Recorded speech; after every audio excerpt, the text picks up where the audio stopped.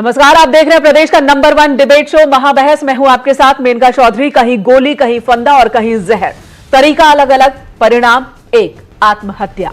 ये उत्तर प्रदेश पुलिस की वो पीड़ा है जो लगातार बढ़ती जा रही है। पिछले कुछ समय से उत्तर प्रदेश में पुलिसकर्मियों की आत्महत्या का आंकड़ा लगातार बढ़ता जा रहा है। बीते कुछ समय में ही 28 से ज्यादा पुलिसकर्मी अपनी जान दे चुके हैं। ये रिपोर्ट देखिए, फिर इस दंश को समझने की कोशिश करेंगे कि जो सबकी जान बचाते हैं वो अपनी जान क्यों दे रहे हैं।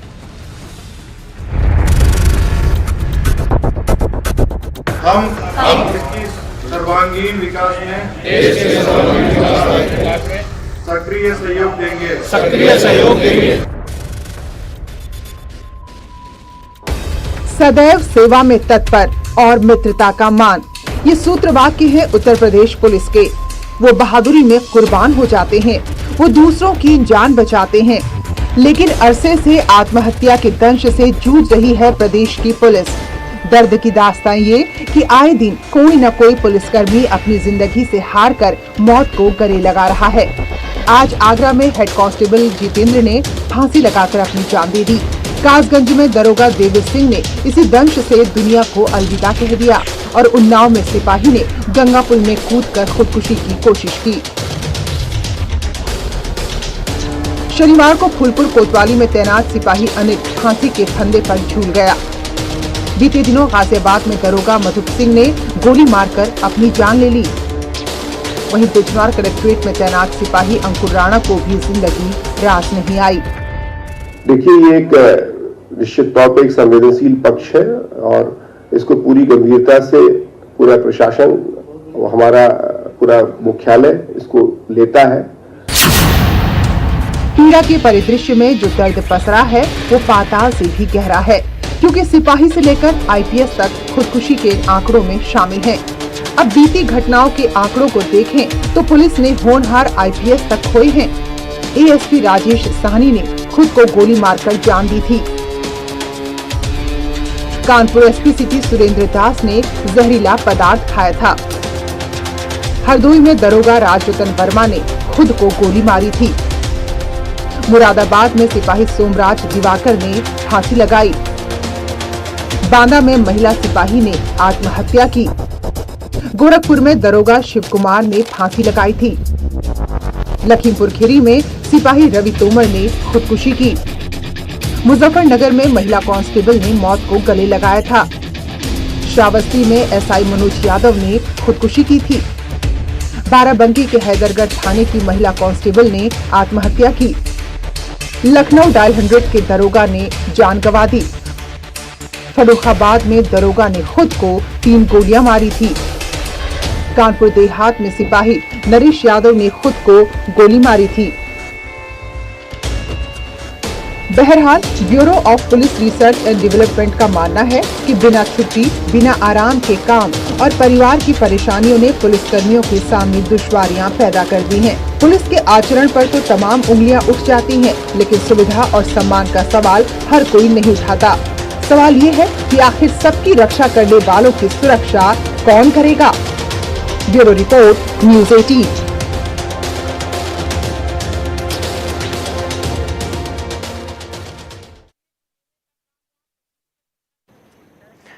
जो नाम हमने आपको बताए ये पिछले कुछ दिनों के हैं। अगर सारे नाम लाए तो ये फहरिस्त इतनी लंबी हो जाएगी कि गिनाना भी बताना भी मुश्किल हो जाएगा। इस खास मुद्दे पर और बेहद संवेदनशील मसले पर महाबहस के लिए इस वक्त पूरा पैनल हमारे साथ मौजूद है। स्टूडियो में हमारे साथ है अमिताभ अग्निहोत्री, हमारे एग्जीक्यूटिव एडिटर, मनीष शुक्ला है प्रवक्ता बीजेपी, राजेश राय हैं पूर्व आईपीएस, अनीश अंसारी हैं पूर्व आईएएस, सत्या सिंह हैं पूर्व पुलिस इंस्पेक्टर, सुधीर जैन हमारे साथ जुड़ेंगे, अपराध शास्त्री हैं, पुलिस रिफॉर्म पर इन्होंने काम भी किया है। आप सभी का बहुत बहुत स्वागत। अमिताभ जी, पहले भी इस मुद्दे को आपने उठाया है, इस संवेदनशील मसले पर सरकार को, शासन को, प्रशासन का ध्यान इस ओर लाने की कोशिश की है, लेकिन ये मसला ऐसा है जो सबकी रक्षा करते हैं, आखिर उनकी रक्षा कौन करे? ये बिल्कुल, और ये कुछ बुनियादी सवाल खड़े होते हैं जिसमें व्यवस्था भी कटघरे में आती है, समाज भी कटघरे में आता है। हम लोगों के साथ दिक्कत यह है, हम मानते हैं कि जिसने पुलिस की वर्दी पहन ली उसका न घर है, न परिवार है, न शरीर है, न मन है, न संतान है, न बूढ़े माता पिता है। ये संभव है क्या? नहीं ना। जो पुलिस में है वो भी इसी समाज का हिस्सा है, उसकी भी जिम्मेदारियां वही हैं जो अन्य पेशों में जो लोग हैं उनकी हैं। बैंक में जो बाबू है या स्कूल में जो टीचर है, वैसे ही वो भी लोग हैं। मैंने इस विषय को बहुत गंभीरता से देखा लंबे समय से। ये सरकारों का मसला नहीं है। पुलिस की स्थिति तो कभी नहीं बदली, और खास तौर पर निचले स्तर के जो पुलिस बल है, जिसमें सिपाही और सब इंस्पेक्टर और इंस्पेक्टर तक की आप मान लीजिए संख्या, उनकी परिस्थितियां तो बहुत ही कारुणिक रही। और उसमें भी जो सिपाही है उसकी स्थिति तो जब से मैंने पत्रकारिता शुरू की तब से कभी मैंने देखा ही नहीं कि सिपाही के बारे में कोई चिंतन हुआ हो, कोई मनन हुआ हो। आईपीएस के बारे में तो तब भी कुछ चिंतन मनन हो जाता है, वो खुद भी समर्थ है अपने लिए अच्छा एटमॉस्फेयर क्रिएट करने में। लेकिन सिपाही जो 16 घंटे सड़क पर खड़ा है, एरा गेरा नथु खैरा जो आ रहा है वो उसको प्रताड़ित करके जा रहा है।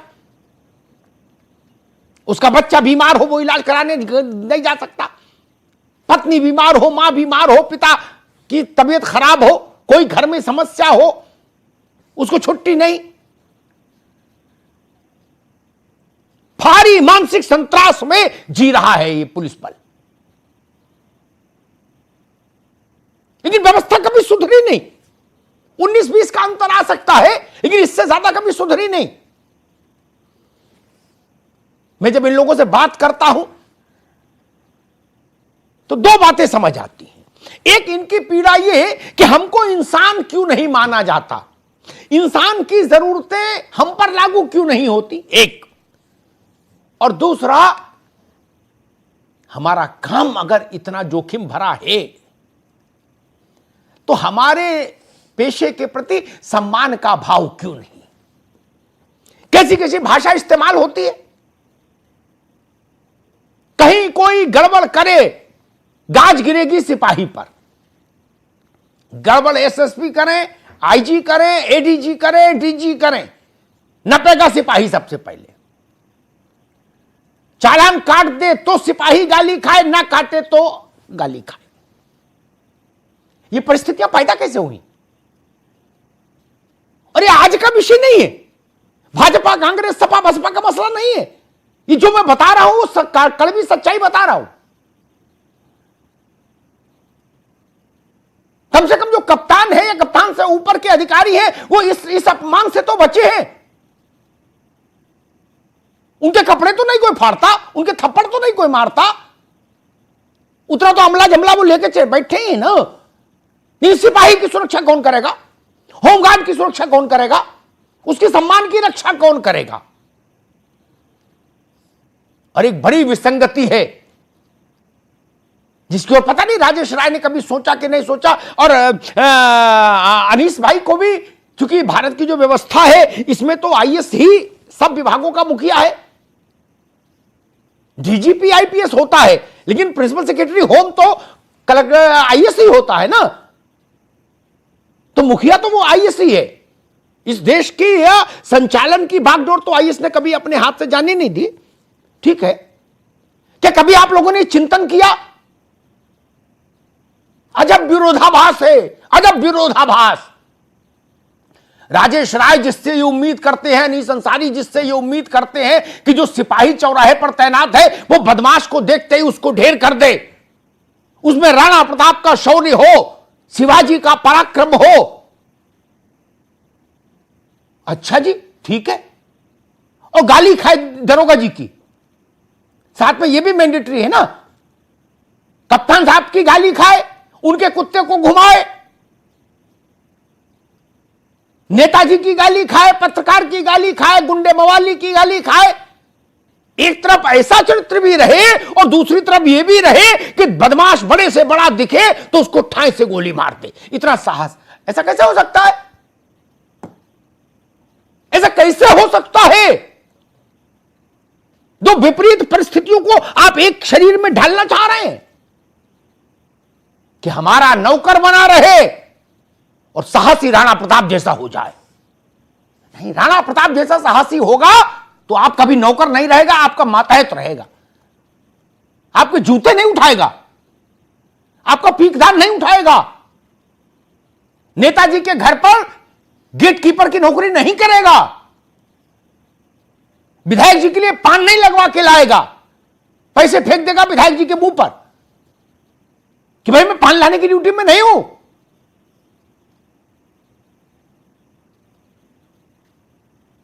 साहबों की पत्नियों को शॉपिंग बैग नहीं पकड़ेगा ना। जिस हाथ में आप गन पकड़ाते हो उसी हाथ में कहते हो कि मेम साहब के शॉपिंग बैग भी पकड़ो। ये एक साथ चल सकते हैं क्या? ये समस्या है, जिस समस्या के चलते अपनी कनपटी पर बंदूक रख के, रिवॉल्वर रख के गोली मार रहे हैं नौजवान। इस पर विचार करना होगा, कुछ समाधान देना होगा हमको। ये पीड़ा का मसला है, ये सम्मान का मसला है, ये स्वाभिमान का मसला है, ये आत्मसम्मान का मसला है। बेहतर होता आईपीएस लॉबी से ये पहल शुरू होती तो मुझे ज्यादा प्रसन्नता होती।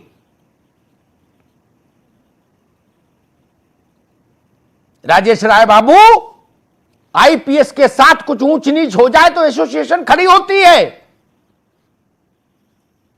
सिपाही के साथ कुछ भी हो जाए एसोसिएशन कहां बोलती? नहीं बोलती। सब इंस्पेक्टर के साथ कुछ भी हो जाए एसोसिएशन नहीं बोलती। क्या सच नहीं है? ये कड़वा सच है मित्र। इसीलिए मुझे लगा कोई नहीं तो हम लाते हैं आज ये विषय। सत्या सिंह, आप उसी पायदान पर रही हैं जिस पायदान में पीड़ा और ये सब थोड़ा ज्यादा है समस्याएं। मुझे बताइए, उत्तर प्रदेश की पुलिस फोर्स या यूं कह लीजिए पूरे देश की पुलिस फोर्स जो उसका बहुसंख्यक हिस्सा है, वो किस तरह के तनावों से गुजरता है? बहुत सारे। अमिताभ जी, सबसे पहले तो जो आपने बताया था कि पुलिस की हालत है, कोई इज्जत नहीं है, कुछ भी नहीं है, लोग ये सोचते ही नहीं कि उसके भी माँ बाप होते हैं, उसका भी परिवार होता है, कुछ नहीं। आजकल तो सबसे पहले तो आप सोचिए, समाज शुरू वहीं से होता है कि एक बच्चा पैदा होता है और घर में माँ बाप जैसे लोग भूत से डराते हों, और बाबा से तो लोग बोलते हैं कि अभी कोई भी गलती करता है कि अभी वो करो नहीं तो पुलिस पकड़ के ले जाएगी। वहीं से शुरू होता है कि पुलिस नहीं हो गई जैसे गब्बर हो गया। उस एक छोटे से बच्चे के दिमाग में उस पुलिस के बारे में क्या आएगा? वो तो यही सोचेगा ना कि पुलिस कोई शैतान या कोई बहुत खराब चीज है जो उसको पकड़ के ले जाएगा, जिससे उसको डराया जा रहा है। पहली चीज। दूसरी चीज ये कि जो आपने बताया है कि ये पुलिस में कोई नहीं सुनता और कुछ नहीं, जो दबाव, तो मैं आपको बता रही हूं कि सबसे पहले तो राजनीतिक दबाव है, विभागीय दबाव है, पारिवारिक दबाव है और सामाजिक दबाव भी है। राजनीतिक दबाव में यह है कि हम अगर कोई खद्दर का कुर्ता पजामा पहने हैं, उसके सामने हमारी कोई औकात नहीं है, एकदम नहीं है। मैं आपको बता दूं, मैंने 32 साल पुलिस में नौकरी की, लेकिन मैंने 5 साल नौकरी सिविल पुलिस में करने के बाद सिर्फ इसी खादी के खद्दर के कुर्ते और पजामे के चक्कर में नौकरी छोड़ दी, इस्तीफा लिखा कि मैं सिविल पुलिस में नौकरी नहीं करूंगी। और मेरी सीआईडी में फिर पोस्टिंग हुई, करीब 2.5 महीने छुट्टी पे रही। हुआ क्या था कि मैं बिना यूनिफॉर्म के संडे के दिन अपने घर से और ऑफिस जा रही थी, चौकी पे, वहां पे जा रहे थे, बीच में एक खद्दर का कुर्ता पजामा पहने एक लड़के ने बहुत गंदा कमेंट किया, और मैं रिक्शे से थी, मैंने रिक्शा रोका और उतरे और उसके पास जाके मैंने बोला क्यों, क्या कहा? तो वो बोलता है कुछ नहीं कहा। आपसे किसने कहा? हमने कहा एकदम कहा। हम कहे रुको, और पुलिस चौकी नजदीक थी, मैंने रिक्शे वाले से बोला कि तुम जाओ पुलिस चौकी पे, बुला के लेके आओ।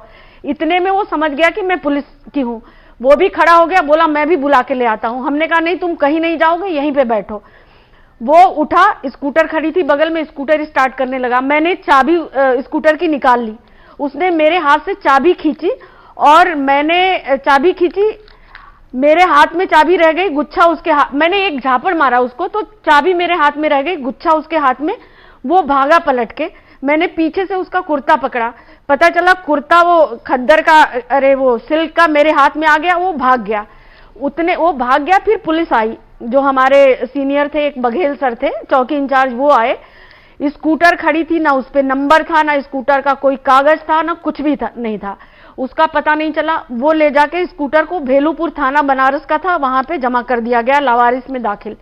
नेक्स्ट डे मेरी पेशी होती है। एक सीओ थे मिस्टर MK बिश्नोई, मुझे बुलाए और बोलते हैं कि क्या सड़क पे आप जब चलते रहते, जब देखो तब बवाल करती रहती हैं।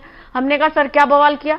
तो कह रहे हैं कि आप यूनिफॉर्म पहन के क्यों नहीं चलती हैं, आपको पता नहीं है कि वो कांग्रेसाई का नेता था और ये है वो है। उस समय हमने कहा सर पूरे बनारस में 3 महिला सब इंस्पेक्टर हैं, कितने लोग यूनिफॉर्म पहन के चलेंगे? सत्या सिंह, मेरी बहनें और लड़कियां, मुश्किल यहीं पर है, मुश्किल यहीं पर। ठीक है सत्या सिंह, मैं बाकी मेहमानों को भी बहस में लाऊं, फिर आपके पास आऊंगा। आपने बड़ी अच्छी बात कही जी, ठीक बात। Thank you. सुधीर जैन हमारे साथ जुड़े हैं क्या अभी? जैन साहब, समस्या यह है, ऊपर के अधिकारी कहते हैं कि आपने इस नेता के साथ ऐसा कैसे किया, आपने इसकी गाली को पंचामृत समझकर पी क्यों नहीं लिया, भगवान का प्रसाद समझकर? ये नेता है, आपने इसकी गाली पर टोका कैसे इसको? इस अपराध की सजा तो आपको मिलेगी, तो सिपाही गोली नहीं मारेगा तो क्या करेगा अपने को? सुधीर जी, मेरी आवाज पहुंच रही है आपको? हाँ पहुंच रही भाई जी। जी हाँ, तो ये बातचीत जितनी आपकी मैंने सुनी और अभी जो मैडम अभी जो बोल रही थी, तो ये कुछ इस तरह के केसेस हैं, इनकी बेसिस पर इतनी बड़ी सी जो प्रॉब्लम है, साइको न्यूरोलॉजिकल प्रॉब्लम, उसको इतनी जल्दी जज करना मुश्किल काम है। मतलब बहुत सारे मसले हैं। मैं एक क्रिमिनोलॉजिस्ट की हैसियत से ये बात कह सकता हूं कि सन 1979 में 1979 में सागर यूनिवर्सिटी का जो डिपार्टमेंट था क्रिमिनोलॉजी एंड फॉरेंसिक साइंस, तो उसमें जो बातचीत हुआ करती थी पुलिस को लेकर, पुलिस को हम लोग क्रिमिनल जस्टिस सिस्टम का एक अंग मानते थे कि पुलिस, जेल और जुडिशरी। तो आप जो बात कह रहे हैं वो क्रिमिनल जस्टिस सिस्टम की बात है शायद, और उस क्रिमिनल जस्टिस सिस्टम में जो कर्मचारी हैं, जो अधिकारी हैं, उनके मनोस्नायुविक जो भी प्रॉब्लम्स हैं, उनकी बात यहाँ पर फोकस में आती है। तो एक छोटा सा मुझे याद आता है कि 78 में पुलिस कमीशन ने कहीं जो पुलिस ट्रेनिंग कॉलेज में क्रिमिनोलॉजिस्ट रखने की बात कही थी कि भाई इनकी ट्रेनिंग जो है वो होना चाहिए। जाहिर है कि अगर वो बात होती तो उसमें एक चर्चा हम ये भी करते, हम उसमें एक मॉड्यूल पुलिस साइंस में ये भी बनाते कि स्ट्रेस मैनेजमेंट के लिए क्या काम किया जाए।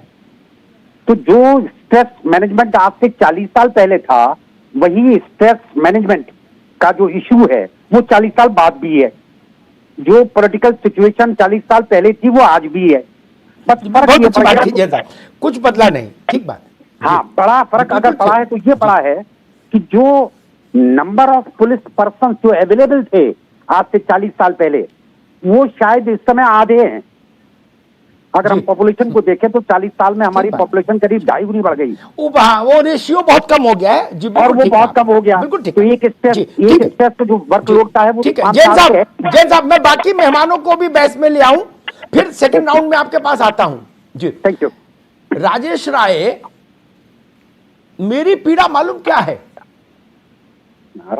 मुझे ऐसा सिपाही दरोगा नहीं मिला जिसने बलखड़िया के डर से आत्महत्या की हो, जिसने छविराम के डर से आत्महत्या की हो, जिसने पोथी और लालाराम के डर से आत्महत्या की हो, जिसने निर्भय के डर से आत्महत्या की हो, जिसने फूलन के डर से आत्महत्या की हो। सीओ साहब के चलते आत्महत्या की, डीवाईएसपी, डिप्टी एसपी के चलते आत्महत्या की, आईजी के चलते आत्महत्या की, और ये तो किया, और नेता विधायक सांसद के चलते आत्महत्या की। लेकिन ऐसा मुझे कायर कोई नहीं मिला। वहां तो छाती पर गोली खाई है इसी पुलिस ने, कुर्बानियां दी हैं। आप लोग जब कुर्सी पर बैठते हैं तो इन लोगों की भलाई के बारे में चिंतन नहीं करते क्या? या इनको आप लोग घरेलू नौकर मानकर ट्रीट करते हैं कि भाई अगर मैं जिले का कप्तान हूं और इस जिले में 12,000 सिपाही है तो ये मेरा घरेलू नौकर है, ये मेरे जूते चमकाएगा और जूते का फीता बांधेगा मेरे। मैंने ऐसा दृश्य आंखों से देखा है राजेश, आंखों से।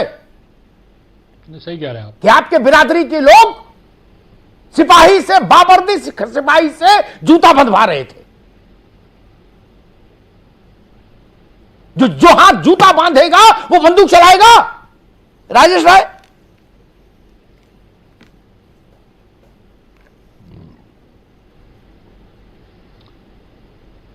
देखिए अग्निहोत्री जी, मैं आपकी बात से बिल्कुल सहमत हूं। मैं एक बात तो सबसे पहले इस बात तो कहना चाहूंगा जी, ये एक ऐसा इशू है जिस पे कोई चिंतन नहीं करता, कोई बात नहीं करना चाहता है। और मैं आपको इस बात के लिए बधाई दूंगा कि इस इतने व्यापक इशू को आपने इतने अच्छे तरीके से उठाया है। और मैं आपकी इसमें जितनी बातें आपने कही हैं, मैं आपकी बातों से 100% सहमत हूं। ये बात अपने आप में बिल्कुल अकाट्य सत्य है कि ये जो हमारी फोर्स है, ये बड़ी मोटिवेटेड फोर्स है। सिपाही से लेकर दरोगा तक, ऊपर तक सब लोग, जो इंस्पेक्टर तक जितने भी लोग हैं, इनके अंदर बड़ा जज्बा है। ये जब पुलिस फोर्स में आते हैं, जिस भाव से भी लेकर के आए, लेकिन अगर इनको उचित और बढ़िया नेतृत्व मिलता है तो अपने अपने अधिकारी के लिए अब मौके पर अपनी जान देने को तैयार हो जाते हैं, उसको हटा करके सामने खड़े होते हैं। हजारों की भीड़ के सामने मैं खड़ा हुआ हूं, मेरे साथ में एक गनर और एक ड्राइवर रहा है मेरी रिवॉल्वर लिए हुए, और मैं भीड़ में घुस गया तो मेरा ड्राइवर वो मुझसे आगे आगे चल रहा था कि सर आप जरा पीछे चलिए, मैं देखूंगा। एक छोटी सी रिवॉल्वर थी उसके पास में। यह जज्बा रहता है फोर्स के लिए, और इस जज्बे को जगाने का जो काम है वो लीडरशिप का है, वो नेतृत्व का काम है। अब ये देखिए, लोगों में बहुत सी चीजें ऐसी हैं जो पुलिस फोर्स में की जानी चाहिए थी वेलफेयर के लिहाज से। घरों की सुविधा नहीं है, लोग बैरक्स में रहते हैं, बैरक्स में सुविधा नहीं है, खाने पीने की उनको दिक्कत होती है, ड्यूटी के आवर्स हैं उनकी दिक्कत होती है। जिनको घर मिल जाता है वो घरों की जो पोजीशन पुलिस लाइंस में है, वो ये घर के बारजे टूट रहे हैं, कब उनका जो छत टूट पड़े इसका पता नहीं है। पानी, वो सारी की सारी जो व्यवस्थाओं की दुर्व्यवस्थाओं की बात है, वो सारी की सारी चीजें भी उनकी कर्तव्य परायणता में बाधक नहीं बनती। जैसे आपने कहा, राजेश भाई, बात खाली इस बात की होनी चाहिए, तो सवाल है, बात खाली इस बात की होनी चाहिए कि उनके जी बिल्कुल। राजेश भाई, आपने जो बात कही वो मैंने भी आंखों से देखा, मैंने पुलिस लाइन की बैरिकेड देखी, अंग्रेजों के जमाने की वो अस्तबल से बदतर। बिल्कुल। अब मैं अनीस अंसारी साहब के पास आऊंगा। अब बॉल आ गई आईएएस की हाथ में जी, आईपीएस का रोल समाप्त हुआ। अनीस अंसारी साहब, मैं अर्ज करना चाह रहा हूं जी, अरे मेरी सवाल तो सुन लो तब तो अर्ज करो महाराज, पहले सवाल सुन लो अपने लिए, आईएएस लॉबी के लिए। प्रिंसिपल सेक्रेटरी होम बनने का बड़ा शौक है, फरमाइए। सुबह सुबह अगरबत्ती जलाएंगे, अल्लाह से दुआ करेंगे कि प्रिंसिपल सेक्रेटरी होम बन जाऊं, पूरे सूबे में दरोगा सिपाही आईजी डीआईजी सैल्यूट मारे, थोड़ा जलवा हो जाए बाल बच्चों का भी। लेकिन इस बात पर ख्याल मत करना कभी कि बैरक में आदमी रहेगा वो जानवर के रहने से बदतर स्थान हो गए, नहीं चिंतन करेंगे। वो खाएंगे क्या, नहीं चिंतन होगा।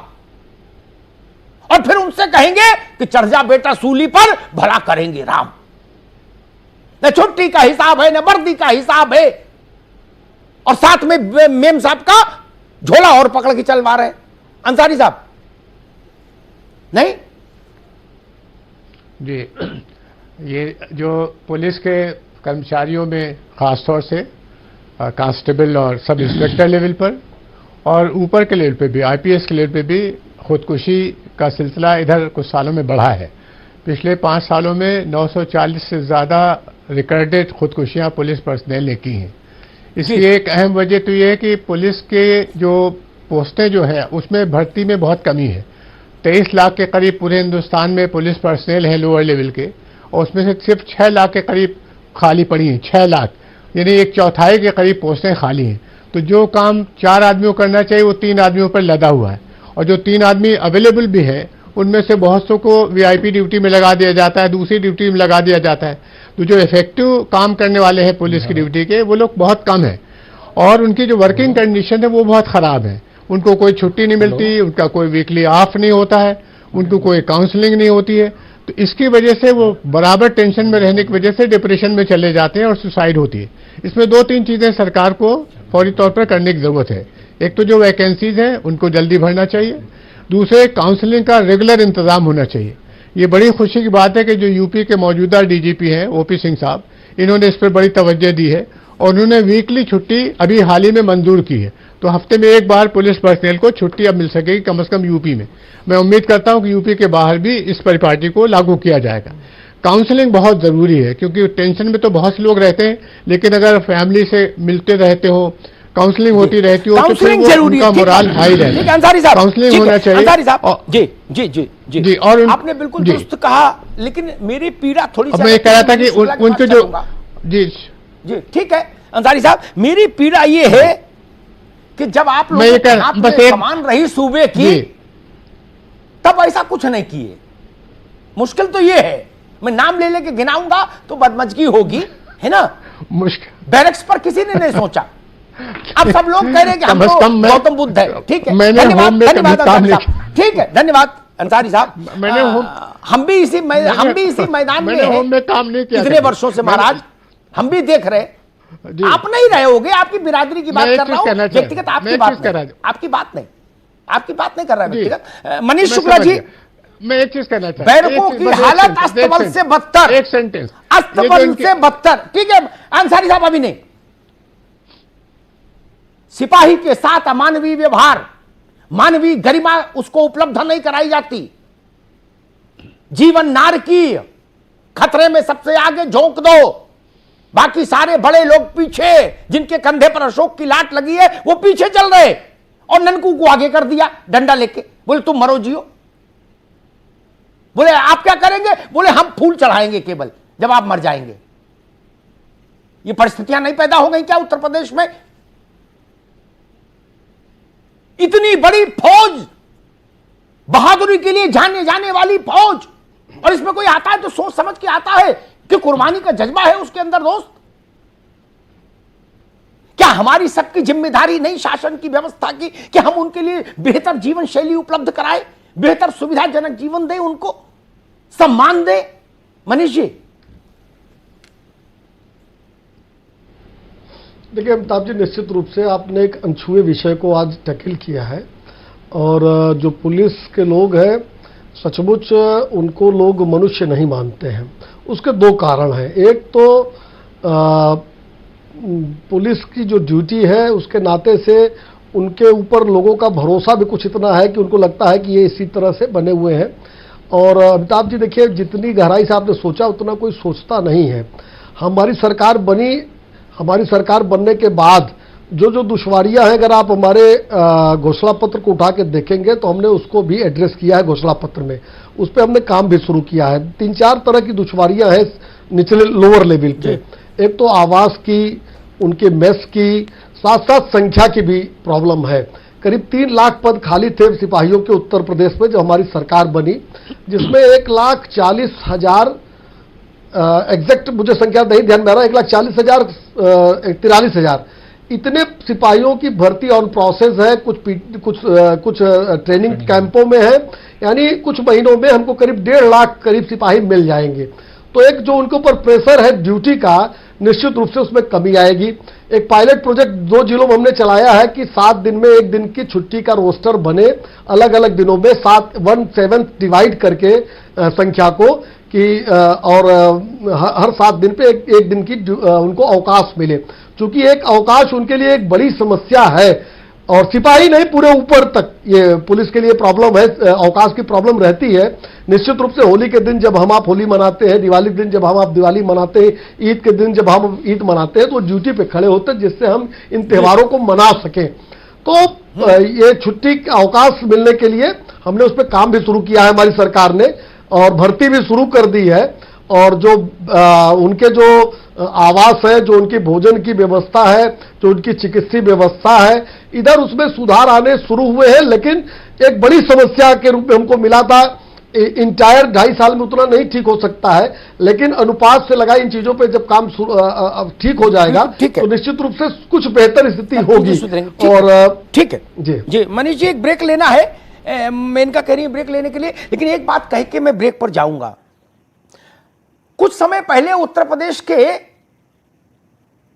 एडीजी लॉ एंड ऑर्डर थे जो सज्जन, उनको मैंने कहा, एक बार वो मुझे मिले, मैंने कहा ये जो कॉर्पोरेट रिस्पॉन्सिबिलिटी नहीं, सोशल रिस्पॉन्सिबिलिटी वाला जो कंपनियों के पास फंड रहता है, आइए हम आप मिलके उनको परस्यू करें, औद्योगिक घरानों को, और प्रदेश भर में सिपाही के दरोगा के रहने के लिए ठीक ठाक मकान बनवा दे। किसी ने नहीं सुना।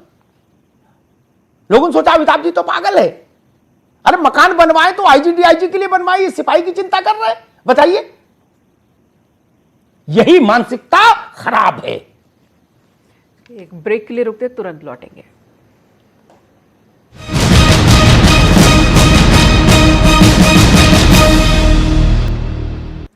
ब्रेक के बाद स्वागत आप सभी का एक बार फिर से। अमिताभ जी, बहुत ही संवेदनशील मसला है कि आखिर वो पुलिस वाले जो कि वर्दी धारण करते हैं, दूसरों की रक्षा के लिए, सुरक्षा के लिए वर्दी धारण करते, साथ ही लोगों और समाज का नजरिया उनके प्रति क्यों बदल जाता है?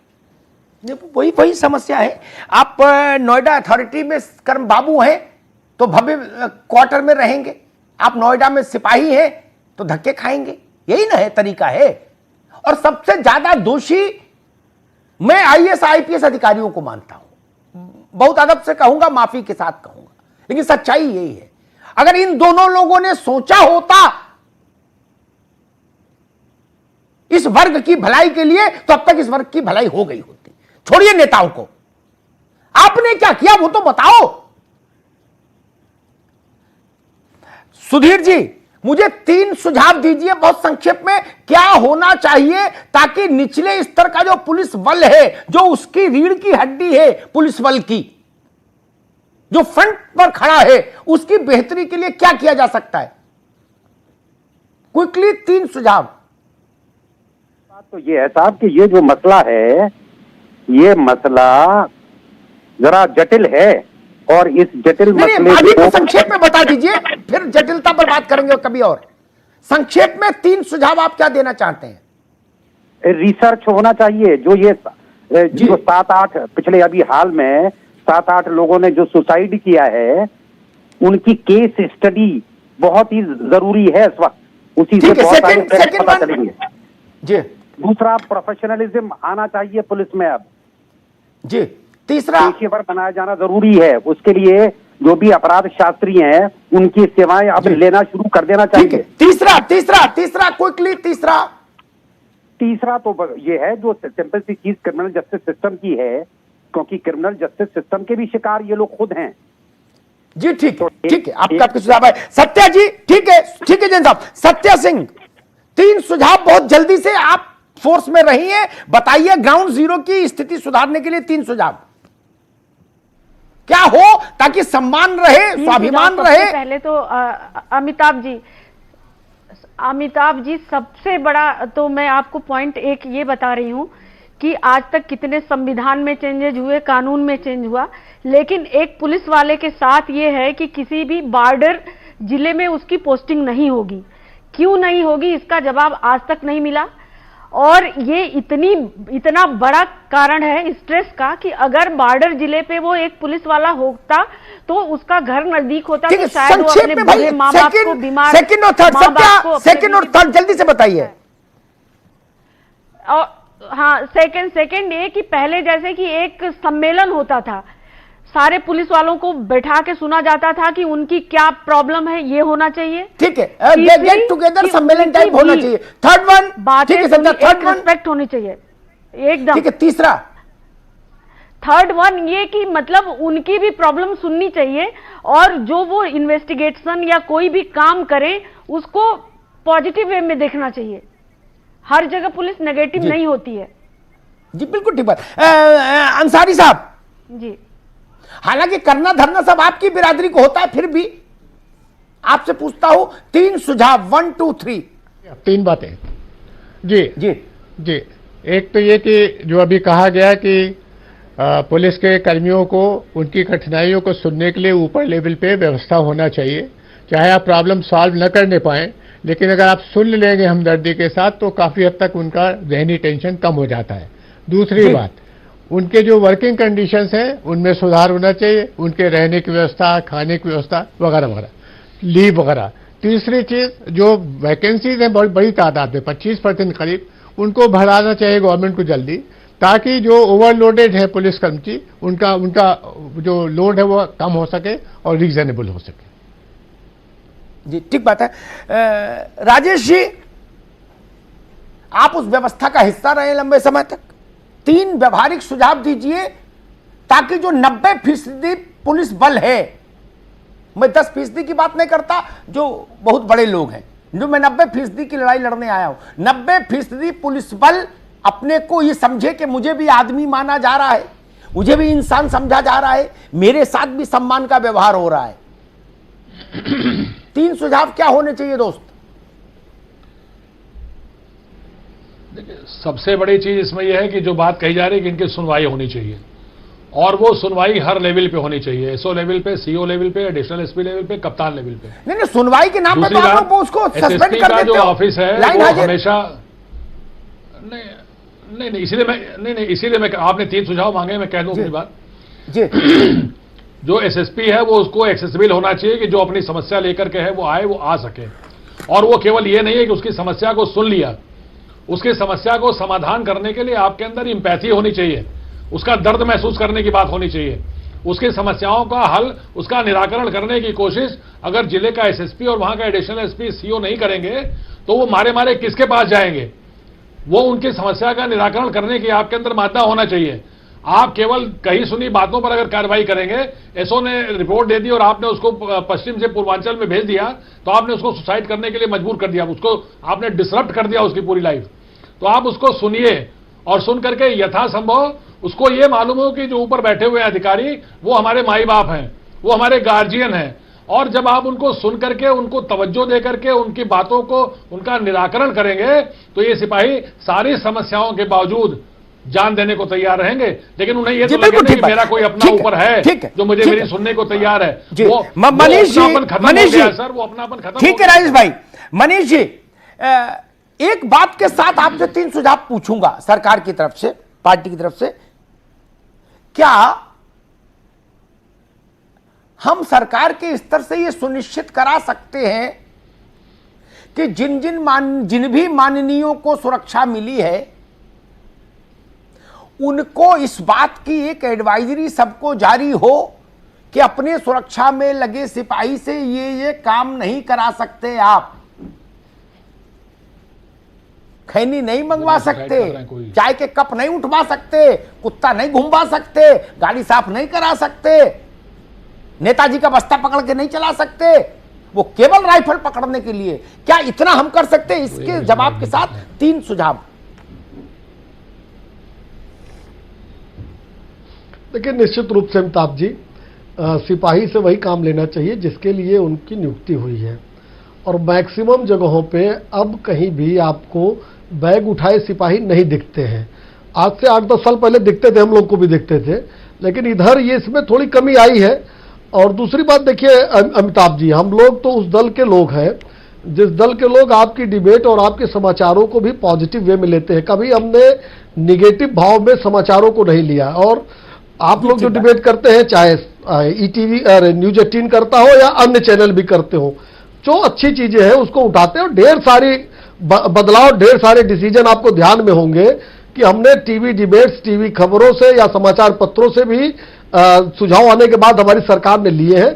और देखिए, एक पॉजिटिव चीज आप हमारी सरकार की मान सकते हैं कि हमको समस्या का ध्यान है, इसीलिए जैसे हमने अन्य इश्यूज को एड्रेस किया था अपने घोषणा पत्र में, पुलिस की छोटी छोटी समस्याओं को हमने शामिल कर रखा है, जिसमें एक उनका नियुक्ति से लेके, उनके जो मेस से लेके, उनके रहने की जो बातें हैं, आवास की जो समस्याएं हैं, उसको भी हम लोगों ने शामिल किया है। तो निश्चित रूप से आपकी जो ये आपका ये जो सुझाव है कि पार्टी स्तर पे, सरकार स्तर पे, तो पार्टी, सरकार और आपके चैनल को सभी लगभग लोग देखते भी हैं। और हमको लगता है कि ऐसी कोई परिस्थिति या ऐसी कोई घटना आपके सामने नहीं आई होगी हमारे 2.5 साल की सरकार में, जिसमें सिपाही से कोई ऐसा अनुचित कार्य लिया जा रहा हो जिसके लिए उनकी नियुक्ति नहीं हुई है। बिल्कुल मनीष जी, और आना भी नहीं चाहिए, ऐसी तस्वीरें सामने आनी भी नहीं चाहिए। अमिताभ जी हमारे साथ हैं, लगातार मौजूद है और इस विषय को बहुत पहले से आप देख रहे हैं। सर, ये बताएं, जब हमें दिखती है कि सॉल्यूशंस कहाँ है, बावजूद इसके वो इम्प्लीमेंट क्यों नहीं हो पा रहा? देखिए, मैं तो बड़ा व्यवहारिक आदमी हूं, किताब कापी में मेरी ज्यादा रुचि नहीं, ना मैं गूगल जानूं। मैं ब्यूरोक्रेटिक अप्रोच के सख्त खिलाफ रहता हूं। अनीस अंसारी साहब बैठे हुए, मैंने एक बार ऐसे नोएडा के चेयरमैन से कहा कि भाई आपसे दिन भर जो लोग मिलने आते हैं उनमें कोई 500 करोड़ से कम की हैसियत का तो आदमी है नहीं जो आपसे मिल रहा है, उससे कम वाली तो नीचे निपट लेते। तो हंसने लगे। मैंने उनमें कुछ लोगों को प्रेरित कर दीजिए, पुलिस लाइन में भी थोड़ा पुण्य कमाएं, पंखे लगवा दे, कूलर रखवा दे। ये बच्चे हैं हमारे, ये व्यवहारिक सुझाव समझ में नहीं आया। गुलदस्ता लेके दिन भर घूमेंगे गाड़ी में, इसके दरवाजे मत्था टेकेंगे, उसके दरवाजे मत्था टेकेंगे, लेकिन ये सुझाव समझ नहीं आएगा। क्या ठीक नहीं था सुझाव? आप अपनी सुविधा के लिए सब काम करा लेते हो। सिपाही कौन पूछे सिपाही को? ये पाप है, ये गौहत्या है। मैं उन अधिकारियों से बहुत क्षुब्ध रहता हूं जो अपने माताहितों की सुविधा का, सम्मान का ख्याल नहीं रख सकते। ये जिम्मेदारी है कप्तान से लेकर डीजी तक की कि उसके सिपाही का सम्मान रहे।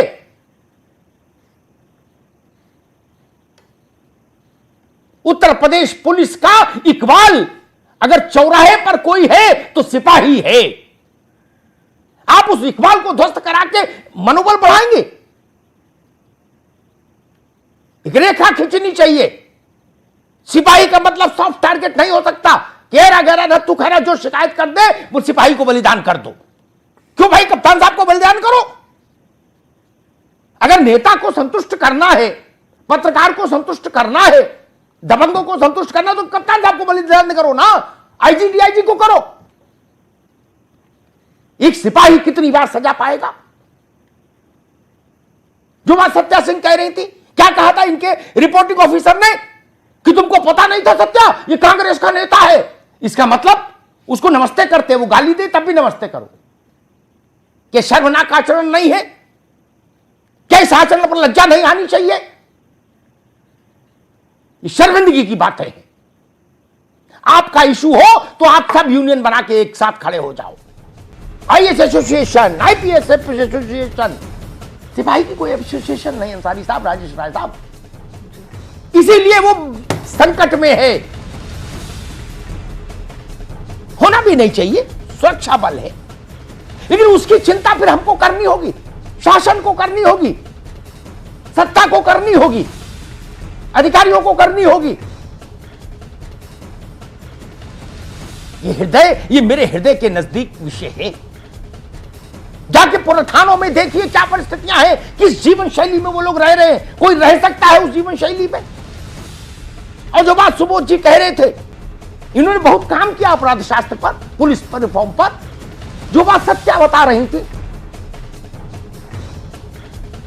क्या जो मानवीय संवेदनाओं से जुड़े मसले हैं, उनके परिवार की समस्याएं हैं, क्या उनके साथ हम नहीं खड़े हो सकते? मूल प्रश्न है कि क्या अधिकारी परिवार जैसा वातावरण क्रिएट करना चाहते हैं या नहीं? नहीं ना। आप अंग्रेजों के माइंडसेट में रहना चाहते हैं। 18वीं शताब्दी में 1857 के विद्रोह के बाद अंग्रेजों ने कलकत्ता में बैठ के 1861 में जो पुलिस एक्ट बना दिया, उसी से पुलिस को हाँक रहे हैं आज। ये पुलिस एक्ट भारत के मिजाज के अनुकूल नहीं है, ये बदला जाना चाहिए। आज पुलिस भी भारत की है, लोग भी भारत के हैं, अधिकारी भी भारत के हैं, सरकार भी भारत की है। फिर वो कानून क्यों चले जो अंग्रेज बनाकर गए थे अपनी सुरक्षा और रक्षा के लिए? एक सिपाही आत्महत्या करता है, पूरे पुलिस का इकबाल कमजोर होता है। इस तथ्य को समझना होगा। मैं निवेदन करूंगा सरकार से भी, सर्वोच्च प्राथमिकता पर रखिए कृपा करके इन लोगों के कल्याण के विषयों को। चाहे वो वर्दी का भत्ता हो, चाहे वो मोटरसाइकिल में तेल डलवाने का भत्ता हो, चाहे टेलीफोन का भत्ता हो, चाहे वर्दी धुलवाने का पैसा मिलता हो, इनको बेहतर खाना मिले। एक बार मैंने मसला उठाया था, तो पुष्टाहार, वो नाश्ता का जो पोषक नाश्ता है, उसका कुछ पैसा बढ़ा था, मैंने धन्यवाद भी दिया था। उससे पहले तो ऐसा नहीं था कि उसमें पोषण छोड़ो कुपोषण हो जाए, उतना पैसा था, लेकिन योगी जी ने बढ़ाया। मैं फिर कहूंगा, देखें, इनके जीवन का अध्ययन करें सरकार। ये भी इंसान है, इन्हें सम्मान दीजिए, इन्हें मान दीजिए। हम इनको हिफाजत देंगे तो ये उत्तर प्रदेश के 23 करोड़ लोगों को हिफाजत देंगे। ये तथ्य ध्यान रखना होगा। धन्यवाद। और इसे संवेदनशील मसले पर बहस का हिस्सा बनने के लिए आप सभी खास मेहमानों का बहुत बहुत धन्यवाद। न्यूज़ 18 पर खबरों का सिलसिला जारी है।